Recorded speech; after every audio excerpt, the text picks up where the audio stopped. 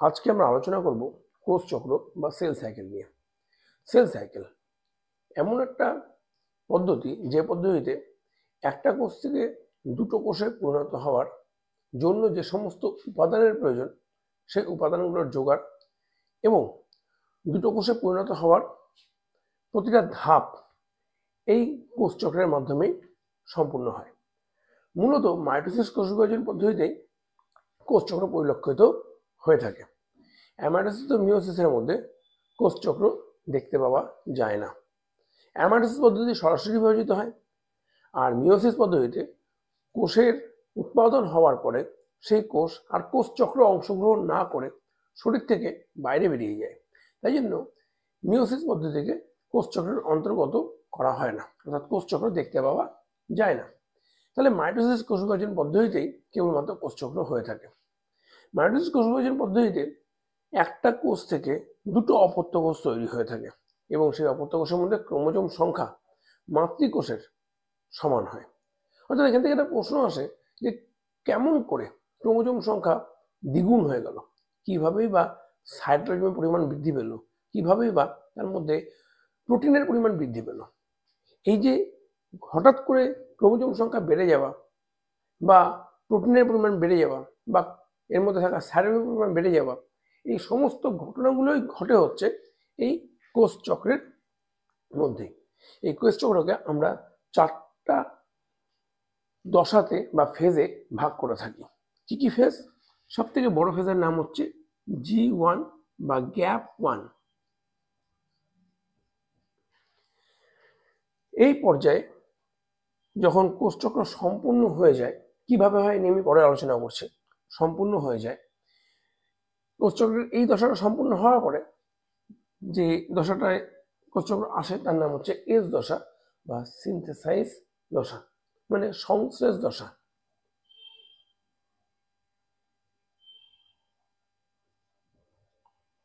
এর পরের দশার নাম হচ্ছে G2 দশা বা গ্যাপ 2 দশা, আর এর পরের দশার নাম হচ্ছে এম দশা। এই পর্যায়ে সাধারণত কোষ চক্র হয়ে থাকে, অর্থাৎ এম দশা অন্তিম দশা। এরপরে কোষ দুটো কোষে পরিণত হয়ে যায়। এই প্রতিটা দশা সম্পূর্ণ হওয়ার সময় এখানে কিছু চেক পয়েন্ট থাকে। এই চেক পয়েন্টগুলো চেক করে যে জীবনে যে ঘটনাটা ঘটার দরকার ছিল সেই ঘটনাটা ঠিকঠাকভাবে হয়েছে কিনা, উপাদানগুলো ঠিক মতন পাওয়া গেছে কিনা। এস দশা, এই দশাতে সাধারণত দেখা হয়ে থাকে যে উপাদানের পরিমাণ বৃদ্ধি পেয়েছে কিনা। তার পরের দশাতে G2, এই দশাতে দেখা হয়ে থাকে উপাদানগুলো যেগুলো লাগবে এম দশাতে সেগুলো ঠিকঠাকভাবে আছে কিনা। আর এম দশাতে কোষ বিভাজন সম্পূর্ণ হয়ে থাকে। তো যে চেক পয়েন্ট, যে কথাটা এখনই বললাম চেক পয়েন্ট, সেই চেক পয়েন্টটা প্রকৃতপক্ষে কি? চেক পয়েন্ট হচ্ছে এইখানে যে উপাদানগুলো তৈরি হচ্ছে বা যা যা লাগছে সেই সমস্ত জিনিসগুলো ঠিকঠাকভাবে হচ্ছে কিনা। তো G1 থেকে এসে যাওয়ার পথে এইখানে একটা চেক পয়েন্ট দেখতে পাওয়া যায় এই পর্যায়ে। এই চেক পয়েন্টটাকে বলা হয়ে থাকে G1S চেক পয়েন্ট আর GS checkpoint. G1S check point,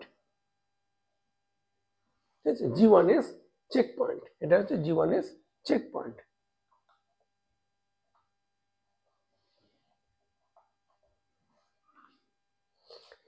এরপরে এস থেকে G2 তে যাওয়ার সময় এখানে আরেকটা চেক পয়েন্ট তৈরি হয়, একে বলা হয়ে থাকে এস G2 চেক পয়েন্ট।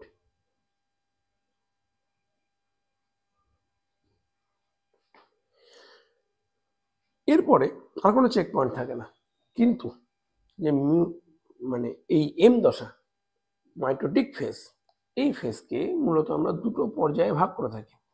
একটাকে বলে থাকে ক্যারিওকাইনেসিস, একটাকে বলে থাকে সাইটোকাইনেসিস। মানে একটাতে নিউক্লিয়াসের ভাঙন ঘটে, একটাতে সাইটোপ্লাজমের ভাঙন ঘটে।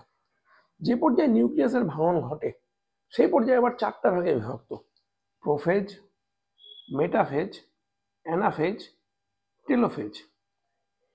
এর মধ্যে মেটাফেজ আর টেলোফেজ এই পর্যায়ের এই জায়গাটাতে আরেকটা চেক পয়েন্ট হয়, একে এম চেক পয়েন্ট বলে। এই এম চেক পয়েন্ট এখানে তৈরি হয়ে থাকে, যেখানে দেখা হয় যে মেটাফেজ আর অ্যানাফেজের মধ্যে ক্রোমোজোমের যে সঠিক মতে উৎপাদন সেইটার মধ্যে কোনো জায়গায় ত্রুটি না থাকে, এই জন্য একে এম চেক পয়েন্ট বলা হয়ে থাকে। তো এবার কথা হচ্ছে যে কিভাবে এই কোষচক্র সম্পূর্ণ হয়। যদি আমরা ভালো করে দেখি তাহলে কোষচক্র শুরু হয় G1 থেকে। G1 দশা, G1 ফেজ বা G1 যে দশা বা গ্যাপ 1 যে দশার নাম, সেই দশাতে কি হয়? মূলত এই দশাতে কোষ নিজের উপাদানের সংগ্রহ করে। উপাদান বলতে কি? উপাদান বলতে এখানে genetic material, DNA, RNA, protein অর্থাৎ হিস্টোন প্রকৃতির প্রোটিন, কিছু কোষের যে কোষ পর্দা গঠনের জন্য যে সমস্ত প্রোটিনগুলোর প্রয়োজন পড়ে সে সমস্ত প্রোটিন, এই সমস্ত জিনিসের এখানে জোগাড় হয়। এনজাইম এগুলোর জোগাড় হয়ে থাকে G1-এ। তাহলে প্রোটিন, এনজাইম ও অন্যান্য যে সমস্ত কেমিক্যাল কম্পাউন্ড রয়েছে সে সমস্ত জিনিসের জোগাড় হয় এখানে। সঙ্গে জোগাড় হয় ডিএনএ, আরএনএ ইত্যাদি। এগুলো ঠিকঠাকভাবে ঠিক একই ক্রমে আছে কিনা সেইগুলো নিয়ে একটা এখানে জোগাড় সম্পূর্ণ হয় G1-এ। যে কোনো ডিএনএ কিন্তু কার্যকরী ডিএনএ নয়। ডিএনএ এর মধ্যে অনেকগুলো ভাগ রয়েছে, তার মধ্যে ইন্ট্রন আর এক্সন নামক দু রকম ভাগ হয়। তার মধ্যে যেটা ইন্ট্রন প্রকৃতির ডিএনএ, সেই ডিএনএ নিষ্ক্রিয় প্রকৃতির, অর্থাৎ কোনো কাজ করতে পারে না। কিন্তু যেটা এক্সন প্রকৃতির ডিএনএ, সেই ডিএনএটাই মূলত প্রোটিন উৎপাদনে সক্ষম। তাই সব এক্সন প্রকৃতির ডিএনএ গুলো সজ্জাক্রম ঠিকঠাক আছে কিনা সেটাও চেক হয় এই G1 দশাতে। এবং G1 দশাতে এই সমস্ত জিনিসগুলো যদি ঠিকঠাকভাবে হয়, তা হতে গেলে এর পরবর্তী ধাপ এস দশায় কোষচক্রটি এগাবে।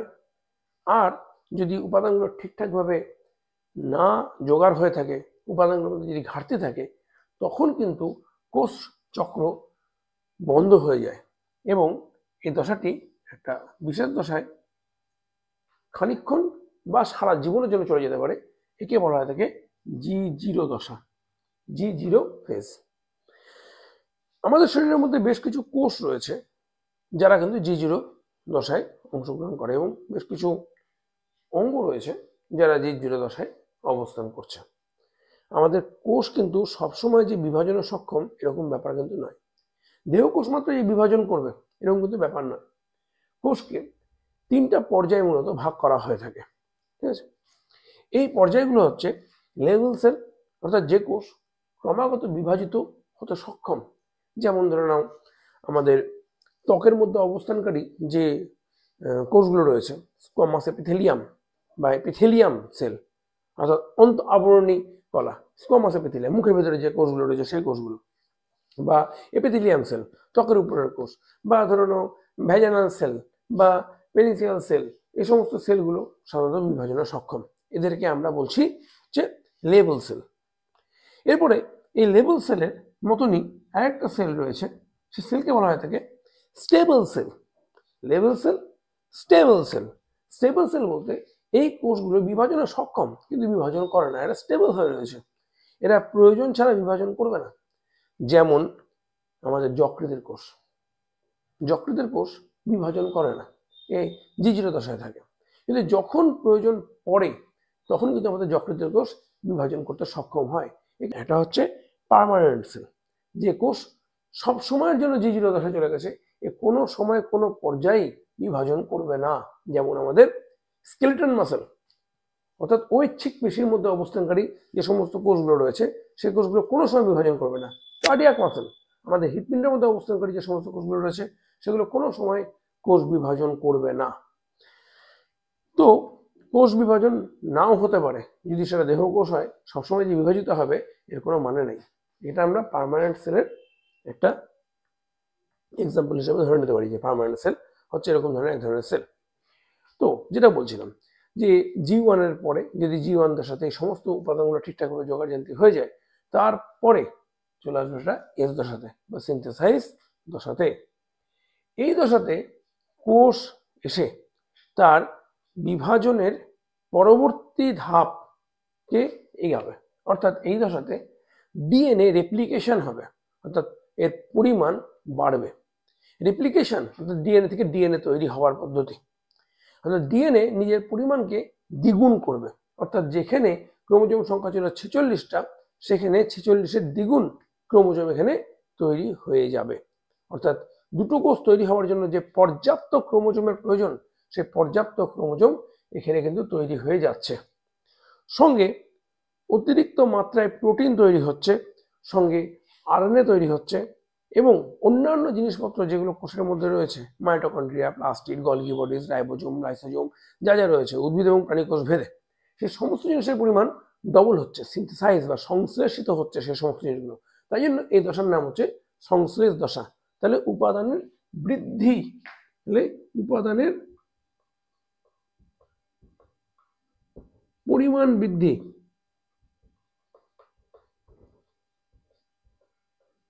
এই দশার প্রধান একটা বৈশিষ্ট্য। এই দশাতে উপাদানের পরিমাণ ক্রমাগত বৃদ্ধি পাবে।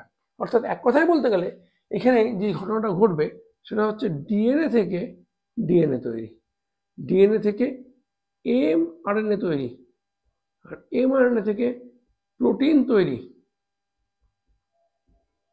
এই দশাতে ক্রমাগত হবে। এই তিনটা ঘটনাকে একসঙ্গে সেন্ট্রাল ডগমা বলে। এই বিষয় নিয়ে অন্য কোনো ক্লাসে আলোচনা করা যাবে। তো এর পরের যে দশাটা, সেই দশাটার নাম হচ্ছে G2 দশা। কিন্তু এখানে আবার একটা চেক পয়েন্ট রয়েছে, ঠিক আছে? এই চেক পয়েন্টটা চেক করবে যে উপাদানগুলো ঠিকঠাকভাবে তৈরি হচ্ছে কিনা। এই চেক পয়েন্টের নাম কি? SG2 checkpoint. SG2 চেক পয়েন্টে চেক হবে যে ডিএনএ থেকে ডিএনএ ঠিক মতো তৈরি হয়েছে কিনা, ডিএনএ থেকে এমআরএনএ ঠিক মতো তৈরি হয়েছে কিনা, এমআরএনএ থেকে প্রোটিন ঠিক মতো তৈরি হয়েছে কিনা। উপাদানগুলো যদি ঠিকঠাকভাবে তৈরি হয়ে যায়, তা হতে গেলেই এই দশাটা পরবর্তী দশায় ত্বরান্বিত হবে। এই দশার নাম কি? এই দশার নাম হচ্ছে G2 দশা আর গ্যাপ 2 দশা।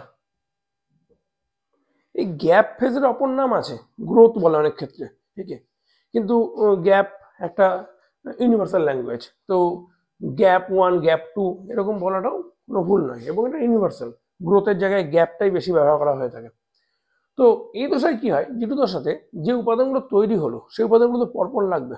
মানে এরকম তো না যে উপাদানগুলো যেমন তেমন করে চলে আসবে, পরপর কোষ বিভাজনের সময় কিছু উপাদান প্রয়োজন পড়বে। এই উপাদানগুলো কেমন ভাবে আসবে, কিভাবে পরের ধাপে যাবে, কিভাবে কি হবে, এই সমস্ত জিনিসপত্র এই G2 দশাতে কোষ নিয়ন্ত্রণ করে এনজাইমের সাহায্যে, এবং এক্সট্রা এলিমেন্ট তৈরি করে। এক্সট্রা এলিমেন্ট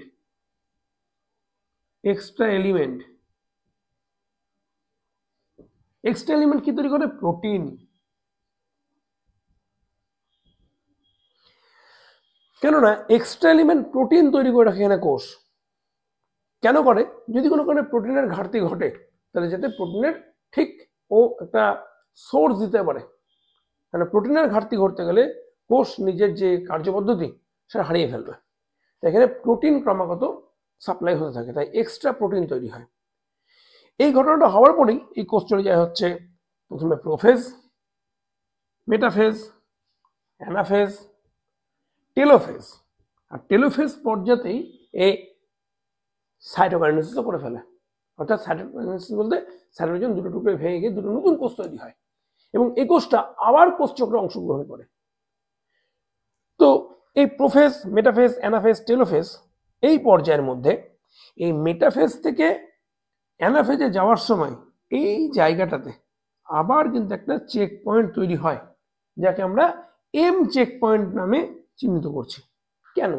কেন এই দশাতে একটা চেক পয়েন্ট তৈরি হচ্ছে? পিছনে কারণ, যখন ক্রোমাটিড সূত্র থাকে সে ক্রোমোজোমে পরিণত হয় হচ্ছে এই প্রোফেজ দশাতে, এবং পরিণত হওয়ার পরে বেমতন্তু, কোষ বিভাজন পড়ানোর সময় বেমতন্তু সম্বন্ধে বিস্তারিত আলোচনা করব।